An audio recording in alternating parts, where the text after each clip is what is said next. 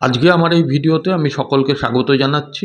আলোচনার বিষয়বস্তু আপনারা থাম্বনেইলে দেখেছেন বা দেখছেন, আমি তার উপরেই আলোচনা করব। আপনাদের শুধু বলবো যে আমার এই ভিডিও যদি ভালো লাগে একটু লাইক করে শেয়ার করে দেবেন। আপনাদের মতামত অবশ্যই কমেন্ট বক্সে জানাবেন, এবং যারা এখনও পর্যন্ত কোনো কারণে সাবস্ক্রাইব করতে পারেননি বা যারা আজকে প্রথম দেখছেন, যদি আমার এই চ্যানেলটাকে ভালো লাগে একটু সাবস্ক্রাইব করে পাশের বেল আইকনটাকে প্রেস করে দেবেন, যাতে আমার পরবর্তীকালে সমস্ত ভিডিওর নোটিফিকেশান সর্বাগ্রে আপনি পান। আমি এর আগেও একটা ভিডিও করেছিলাম, তাতেও আমি আশঙ্কা প্রকাশ করেছিলাম যে পশ্চিমবঙ্গে কি সঠিক সময় ভোট হবে নাকি রাষ্ট্রপতি শাসনে ভোট হবে। আমার কিন্তু এই ক্রমে চিন্তাটা বাড়ছে, এবং আমি অনেক চিন্তাভাবনা করে আমি কিছুতেই মেলাতে পারছি না যে কিভাবে এই রাজ্যের সময় মতন ভোট হওয়া সম্ভব। আমি সেইটাই আপনাদের কাছে ব্যাখ্যা করব। আমার যেটুকু চিন্তাভাবনা আমি আপনাদের সঙ্গে শেয়ার করব। আপনারা আপনাদের সহমত বা ভিন্ন মত আপনারা পোষণ করতেই পারেন কমেন্ট বক্সে। আমি আপনাদের কমেন্ট থেকে অনেকটা জানি, শিখি, সমৃদ্ধ হই, এবং আমি আপনাদের কাছে যুক্তি দিয়ে কারণগুলো বলব। প্রথম কথা দেখুন, এসআইআর যখন থেকে শুরু হয়েছে এখনও পর্যন্ত ওই ফিজিক্যাল ডিসক্রিপেন্সি বলুন, তারপরে অ্যাডজুডিকেশন বলুন, সব মিলিয়ে অ্যাজ অন ডেট ৭৫ লক্ষ মানুষের নাম বাদ গেছে। আমি ৭৫ লক্ষই যে জেনুইন ভোটার তা বলছি না, এর মধ্যে অনেকেই জেনুইন ভোটার আছেন। যেমন একটা পরিবারে বাবার নাম উঠেছে, মায়ের নাম উঠেছে, ছেলেটার নাম অ্যাডজুডিকেশন থেকে ডিলিট হয়ে গেছে, সে প্রমাণও আমাদের কাছে আছে। আপনারাও জানেন, আপনাদের এলাকায় খবর নিলেই জানতে পারবেন। তাহলে প্রথম কথা হচ্ছে, এই যে ৭৫ লক্ষ লোকের নাম বাদ গেল, এখনও অ্যাডজুডিকেশনে প্রায় অর্ধেকের কাছাকাছি ফয়সলা হতে বাকি। আমি এর আগেও বলেছিলাম, আজকেও বলছি যে সব মিলিয়ে দেখবেন ৯০ লক্ষ তো হবেই বাদ যাওয়ার ব্যাপার। তাহলে এই যে ৯০ লক্ষ মানুষের নাম বাদ যাচ্ছে, এরা কোথায় যাবে? না, এরা যাবে ট্রাইব্যুনালে। সেই ট্রাইব্যুনালে গিয়ে ফয়সলা হবে ফাইনালি যে তারা ভোটার কি ভোটার নয়। এবং ট্রাইব্যুনালটা গঠিত হয়েছে ১৯ জন প্রাক্তন হাইকোর্টের প্রধান বিচারপতির দ্বারা। এখন এই অ্যাডজুডিকেশনের ব্যাপারে যাদের নাম বাদ যাচ্ছে, বা টোটাল যাদের নাম বাদ যাচ্ছে, এইটা নিয়ে এর আগে এই মাসেই কয়েকদিন আগে একটা শুনানি হয়েছিল সুপ্রিম কোর্টে। সেখানে সুপ্রিম কোর্টে মুখ্যমন্ত্রীর আইনজীবী শ্যাম দেওয়ানও বলেছিলেন সময় মতন ভোট করা সম্ভব নয়। আবার বামপন্থী আইনজীবী বিকাশ রঞ্জন ভট্টাচার্যের সওয়ালে বিচারপতিরা দুটো কথা বলেছিলেন, যে পর্যায় অনুযায়ী, অর্থাৎ প্রথম পর্যায়ে যে ভোটগুলো হবে, প্রার্থীসহ ভোটারদের নাম যাদের বাদ যাচ্ছে তাদের ট্রাইব্যুনালের মধ্যে দিয়ে ফয়সলা করে ফাইনাল লিস্ট বেরিয়ে যাবে, এবং তার ভিত্তিতে ভোট হবে। তারপরে দ্বিতীয় পর্যায়ে ধরা হবে। কিন্তু প্রথম পর্যায়ে যে ভোটটা হবে তার নমিনেশন সাবমিশন হচ্ছে ৬ এপ্রিল। আজকে মার্চের ২৮ তারিখ, মানে এ মাসের ৩ দিন আর সামনের মাসের ৬ দিন, অর্থাৎ ৯ দিনের মাথায় নমিনেশন পেপার সাবমিশন। এই ৯ দিনের মধ্যে ৯০ লক্ষ ভোটারের মধ্যে যদি ধরে নিই 30-40 যাই বলুন, যে পার্সেন্টেজটা এই অ্যাডজুডিকেশন থেকে বাদ যাচ্ছে, সেটাও তো কয়েক লক্ষ। এখনো পর্যন্ত ট্রাইব্যুনালের ইনফ্রাস্ট্রাকচারই নেই, কথা আমাদের রাজ্যের নির্বাচনের সিইও তিনি বলেছেন। তাহলে যেখানে ইনফ্রাস্ট্রাকচার তৈরি নেই, ১৯ জন বিচারপতিকে দিয়ে ১৯টা ট্রাইব্যুনাল তৈরি হয়েছে।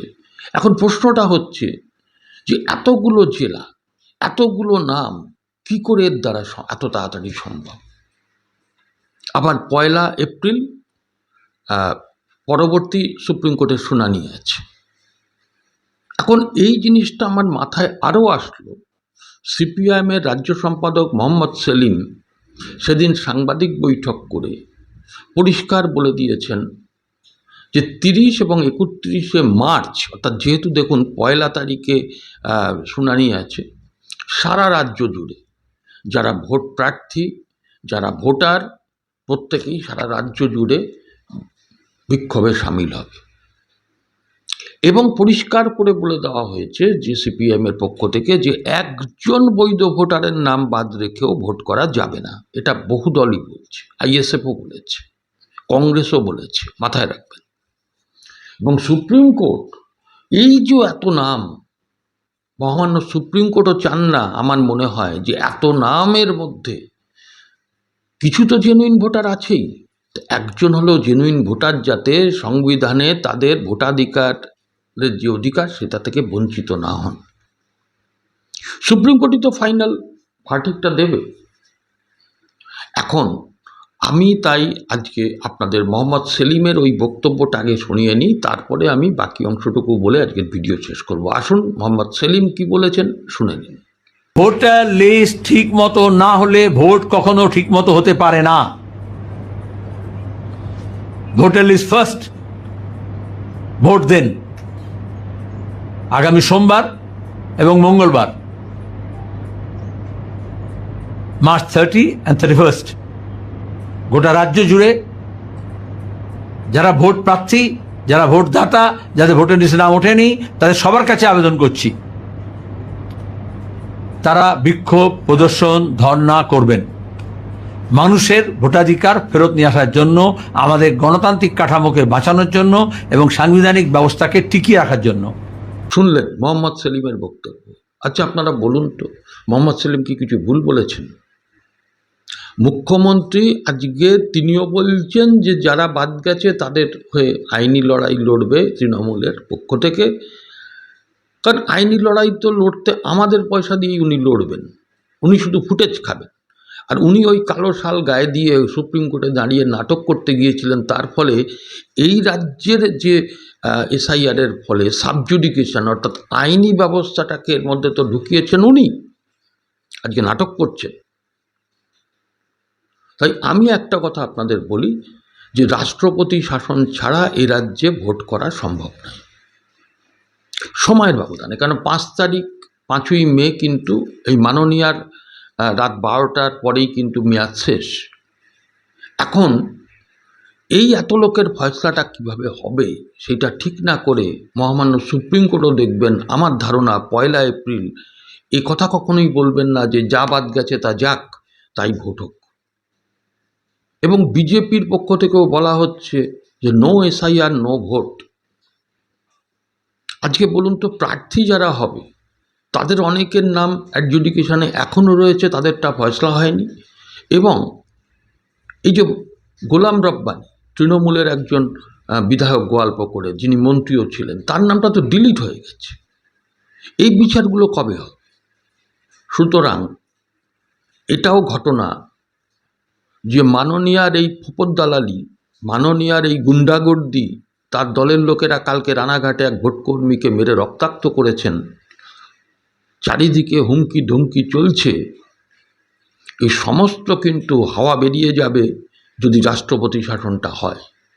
নীতিগতভাবে রাষ্ট্রপতি শাসনের আমি বিরোধী, কিন্তু এই রাজ্যে এই মহিলা ক্ষমতায় থেকে যদি ভোট হয়, ইলেকশন কমিশন কেন, আমার মনে হয় দেবরাজ ইন্দ্র, যদি দেবতা থাকে, দেবরাজ ইন্দ্র এসেও এখানে সুষ্ঠুভাবে ভোট করাতে পারবেন না।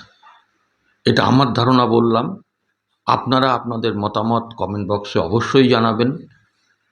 আবারও বলছি, চ্যানেলটাকে ভালো লাগলে একটু সাবস্ক্রাইব করে পাশের বেল আইকনটাকে প্রেস করে পাশে থাকবেন। নমস্কার, আজকে এটুকুই, আবার দেখা হবে পরবর্তী এপিসোডে।